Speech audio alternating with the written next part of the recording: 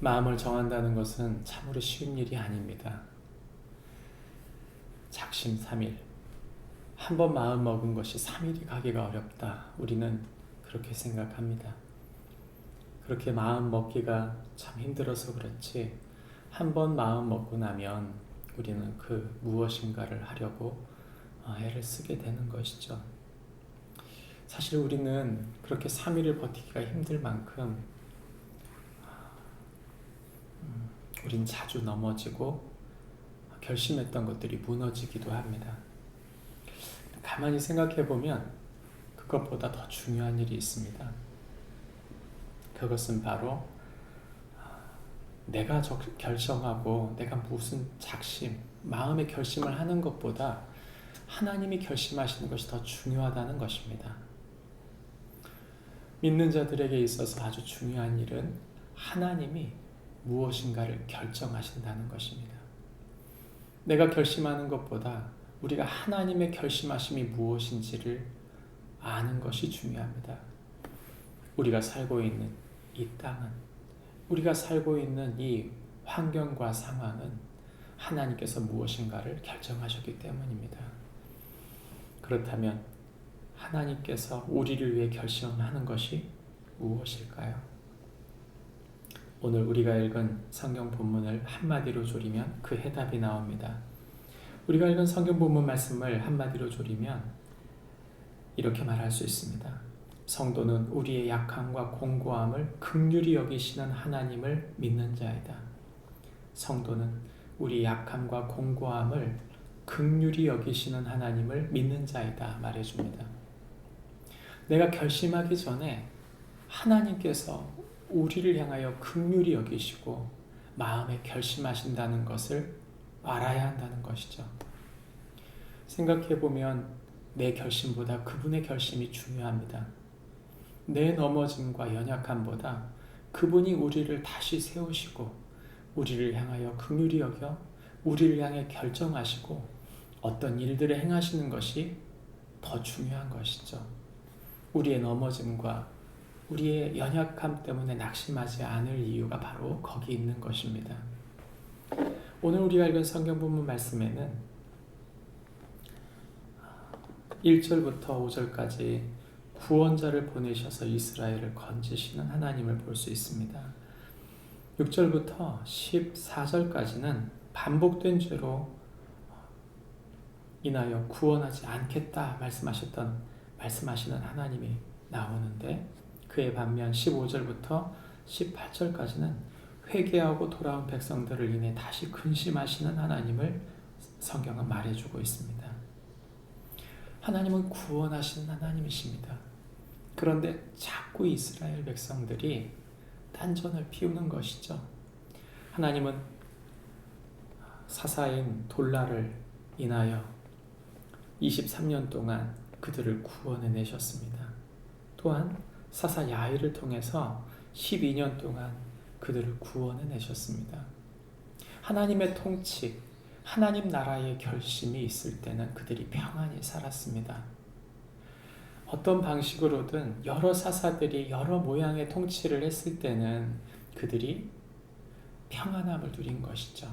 하나님과 그분과의 관계, 하나님과 그 백성과의 관계 속에서 그들이 평안을 찾았지만 하나님을 잃어버렸을 때, 하나님의 사랑과 그분의 통치를 벗어났을 때 그들은 여지없이 다른 신들을 섬겼습니다.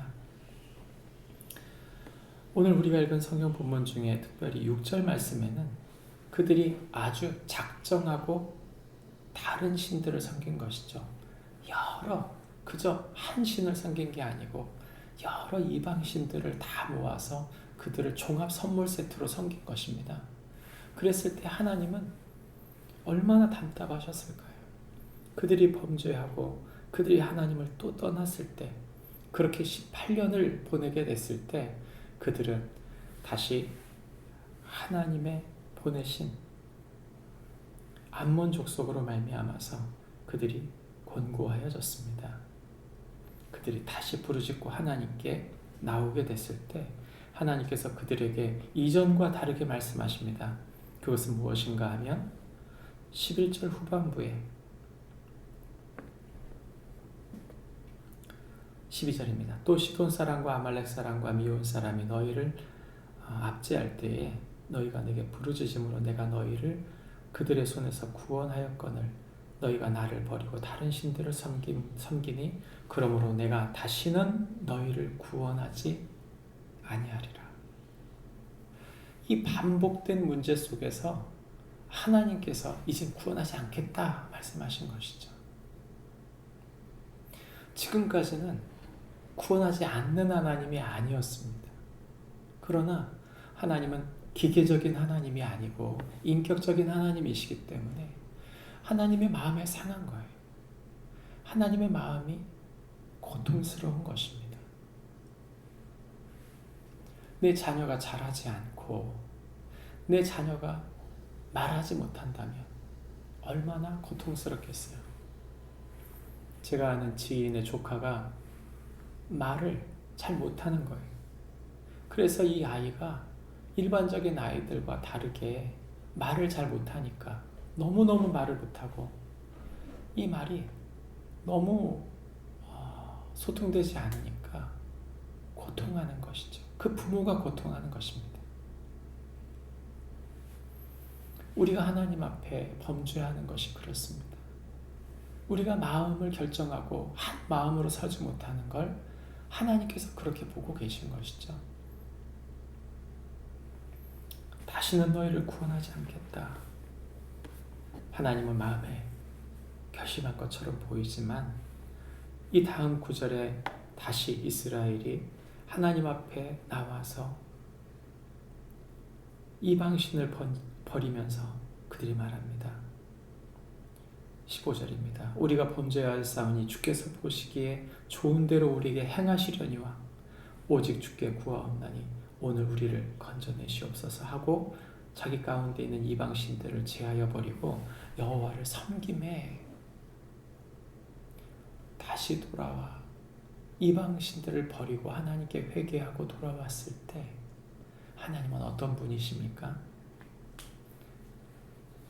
16절 후반부가 말합니다. 여호와께서 이스라엘의 곤고로 말미암아 마음에 근심하시니라.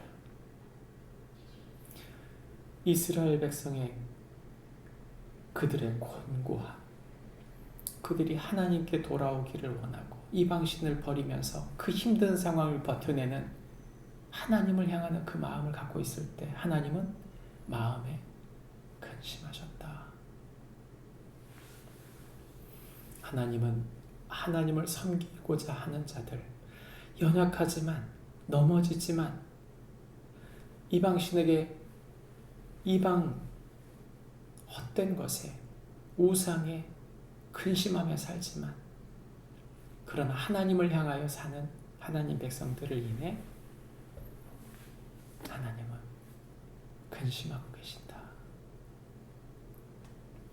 마태복음 26장 38절부터 39절에 예수님께서는 교회, 하나님의 백성들을 인하여 예수님께서 기도하셨습니다.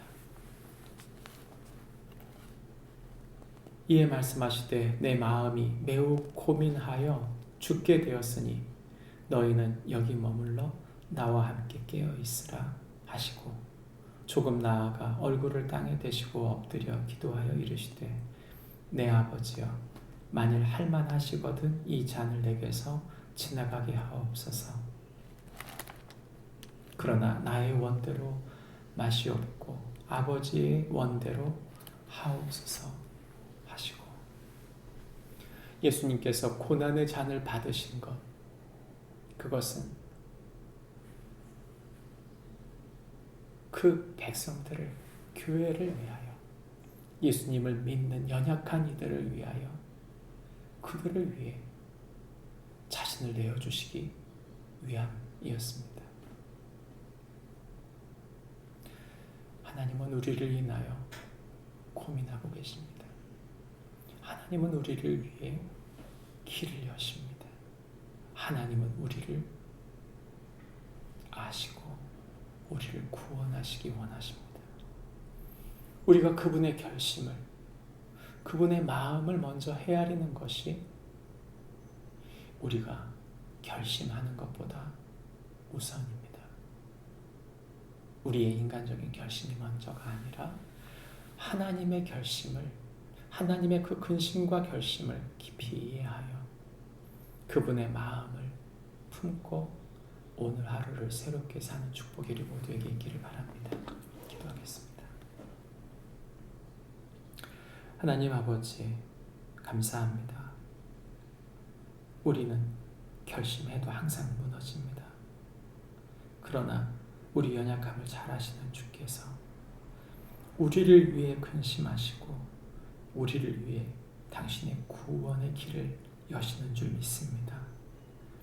주님의 손을, 우리를 향하여 결심하신 당신의 손을 붙잡게 하시고 알게 하시고 당신의 마음을 이해하게 하옵소서.